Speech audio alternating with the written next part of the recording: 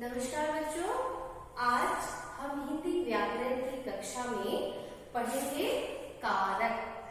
बच्चों, आपने पहले भी कारक पढ़ा होगा और आज हम कारक और उसके भेदों को समझेंगे। और सबसे पहले हम यहाँ पर देखें कि कारक किसे कहते हैं। तो बच्चों, संज्ञा या सर्वनाम शब्द, आपको पता है संज्ञा क्या है, सर्वनाम क्या है। तो संज्ञा या सर्वनाम के जो रूप है, जिस रूप के द्वारा उसका क्रिया के साथ संबंध जोड़ा जाता है, उस रूप को क्या कहते हैं, कारक कहते हैं। तो आप इसको पहले कारक को उदाहरण से समझिए। जैसे राकेश ने चित्र बनाया, तो यहाँ आप देखिए राकेश क्या है, एक संज्ञा है और संज्ञा का संबंध और क्रिया क्या हो रहा है, बनाना।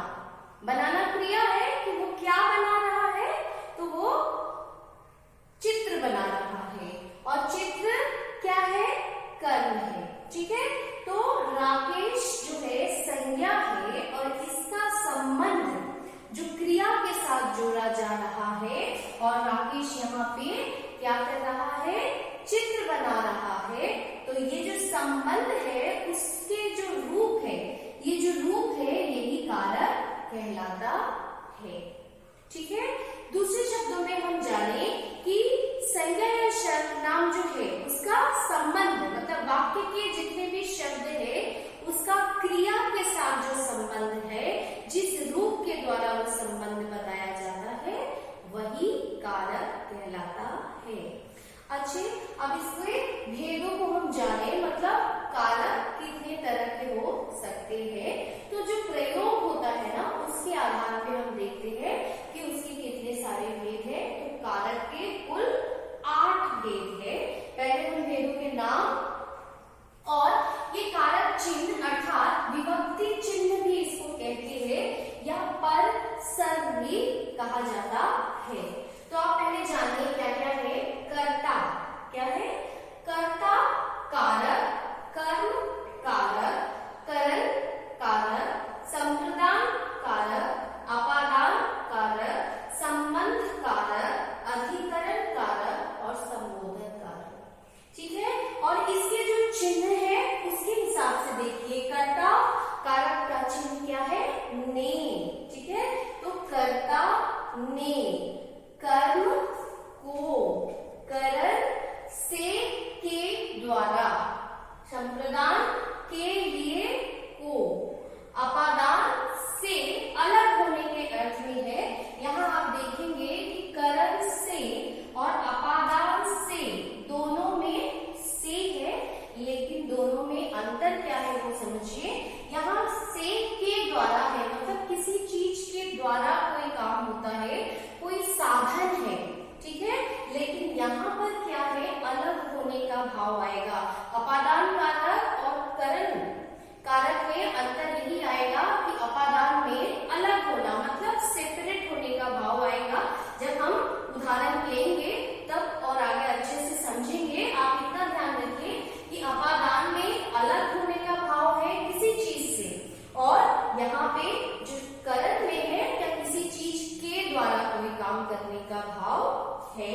संबंध का पे की, अर्थात यहाँ पे और भी लिखा जा सकता है रा रे री। ठीक है, रा रे री और ना ने नी। ठीक है, अभी का है तो आपको पता है पुल्लिंग होगा, की है स्त्रीलिंग होगा, और के बहुवचन के लिए या आदर के लिए हम प्रयोग में लाते हैं। तो संबंध जो है वो किसी के द्वारा संबंध बताया जाता है। अधिकरण में पर, ऊपर, संबोधन हे, अरे, ये विभक्ति चिन्ह है। ठीक है, अब हम एक एक कारक को लेंगे और समझने की कोशिश करेंगे।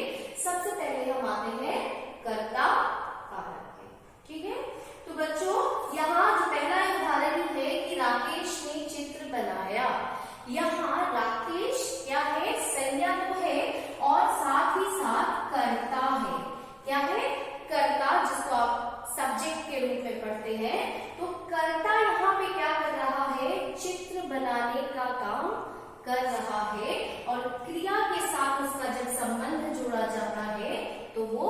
ने कहलाता है। तो जब भी आप देखेंगे कर्ता है और क्रिया के साथ उसका संबंध है, तो वहां जो रूप होता है वो ने होता है और ने कारक चिन्ह का प्रयोग होता है। और इसके बहुत सारे उदाहरण आपकी किताब में है, आप एक बार उनको जरूर पढ़िएगा, ठीक है।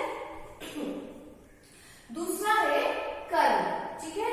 कर्म को मैंने मित्र को बुलाया, ठीक है। एक और बात जो यहाँ ध्यान देने वाली बात है कि कर्ता कारक पहचानेंगे आप कैसे, तो इसलिए सबसे पहला है कि आप पूछेंगे कौन और किसने। क्या पूछेंगे? कौन या किसने।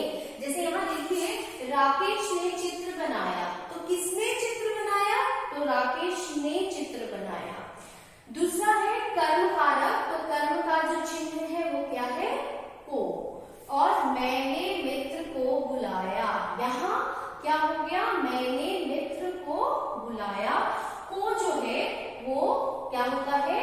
कर्म का जो रूप है उसका क्रिया के साथ संबंध है। क्यों? क्योंकि मित्र को किसको बुलाया, तो यहाँ जो कर्म कारक है उसके लिए हम हमेशा सवाल क्या पूछेंगे कि क्या या किसको। तो यहाँ किसको बुलाया? बच्चों ये जरूर याद रखिएगा, आपको पहचानने के लिए आसान होगा। इसमें मैंने क्या बोला कि कौन या किसने, और इसमें क्या है? क्या या किसको। किसको बुलाया? तो मैंने मित्र को बुलाया। तो आपको पता है कर्म जो है वो क्या है? जब कर्ता का क्रिया के ऊपर जो फल पड़ता है, जो क्रिया होता है उसका फल किसी के ऊपर पड़े तो उसे कर्म कहते हैं। तो यहाँ किसको बुलाया जा रहा है? मित्र को। तो ये क्या हो जाता है? कर्म कारक, और यहाँ पे चिन्ह है को, ठीक है। तीसरा आते हैं करण से के द्वारा। यहाँ जैसे कि मैंने आपको शुरुआत में ही बताया कि कर्म करण, ठीक है, सॉरी, करण कारक मतलब जिसके द्वारा कोई कार्य हो रहा है, अर्थात साधन। क्या है? साधन। इसीलिए इसका विभक्ति चिन्ह से और के द्वारा। तो इसमें सवाल हम क्या पूछेंगे? इसकी पहचान क्या है? किससे या किसके साथ। तो छात्र कलम से लिखता है। छात्र किससे लिखता है? तो छात्र कलम से लिखता है, ठीक है। या और भी जैसे एक उदाहरण के लिए आप वाक्य कीजिए कि राम ने बाण से रावण को मारा। तो राम ने क्या चीज के द्वारा? बाण से, किसी चीज के द्वारा मारा, तो वो क्या था? क्या? करण कारक, ठीक है। और संप्रदान, संप्रदान जिसमें कि चिन्ह है के, लिए और को। यहाँ दोनों चिन्हों का प्रयोग होता है, के लिए या को। तो यहाँ देखिए भाव वही रहेगा, पशुओं को चारा दो, ठीक है। तो यहाँ पशुओं को किसके लिए चारा दो, आप यहाँ सवाल वही हो जाएगा फिर, ठीक है। यहाँ सवाल आप क्या पूछेंगे? किसके लिए, ठीक है, किसके लिए। तो पशुओं को, किसको दो? तो पशुओं को चारा दो, ठीक है। अब आते हैं अपादान कारक। अपादान में क्या है? से, जैसा कि मैंने पहले ही कहा, अलग होने का भाव है। यहाँ देखिए इससे और इससे को समझिए। पेड़ से पत्ता गिरा, मतलब पेड़ से जब पत्ता नीचे गिरा तो वो क्या हुआ? पेड़ से वो पत्ता सेपरेट हो गया, अलग हो गया।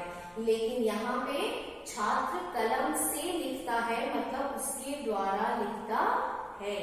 तो अगर आपको ये पहचानना हो कि ये अपादान से है या करण से है, तो आप इन चीजों को जरूर ध्यान में रखें कि अपादान में अलग होने का भाव है और करण में किसी साधन के द्वारा कोई कार्य हो रहा है, ठीक है।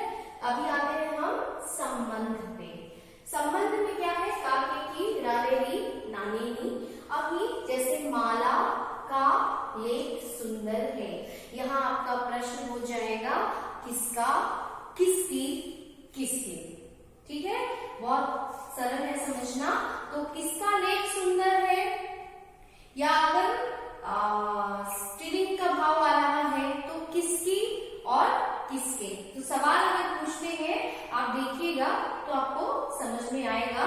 और एक और चीज, ये जो रा रे री है, ये जब सर्वनाम आता है तब हम प्रयोग करते हैं, ठीक है। और संज्ञा होता है तो हम काके की प्रयोग करते हैं। रा रे री जैसे मेरा, मेरी, ठीक है, तुम्हारा, तुम्हारी आदि में।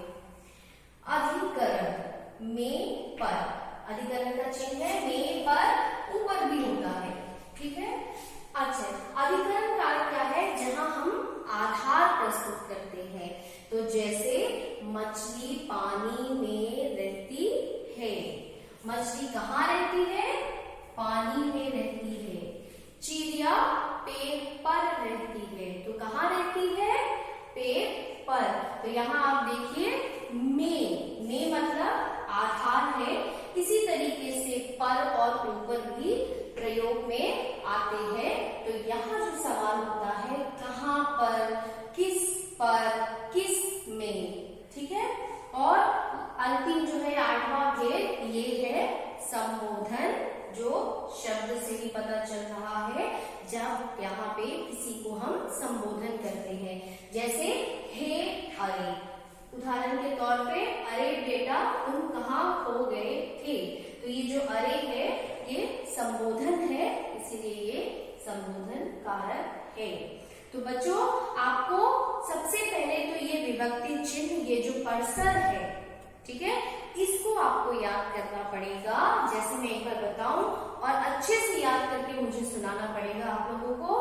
कर्ता ने कर्म को करण से के द्वारा संप्रदान को के लिए अपादान से संबंध का के की रा रे री, अधिकरण में पर ऊपर और संबोधन हे रे अरे, ठीक है। तो ये कर्ता कारक, कर्म कारक, करण, संप्रदान, अपादान, संबंध, अधिकरण, संबोधन, ये नाम आप याद रखिए। इन उदाहरणों को थोड़ा सा ध्यान रखिए और अगर पहचानने के लिए आता है तो आप कम से कम, मैंने जैसे कहा कि आप प्रश्न पूछ के देखिए कि राकेश ने चित्र बनाया, तो कौन बनाया, किसने बनाया, ये पूछेंगे तो कर्ता कारक, ठीक है। कर्म कारक है तो क्या और किसको, ठीक है। छात्र कलम से लिखता है मतलब करण, तो किससे, किसके साथ, ठीक है।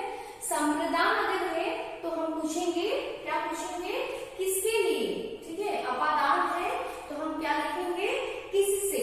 संबंध है तो किसका, किसकी। और अधिकरण है तो किस पर, कहां पर, ठीक है। तो इन सब चीजों को अगर आप याद रखेंगे तो जरूर कारक को समझ लेंगे, ठीक है। तो आशा करती हूँ कि आपको कारक और उसके 8 भेद अच्छे से समझ में आए होंगे। धन्यवाद।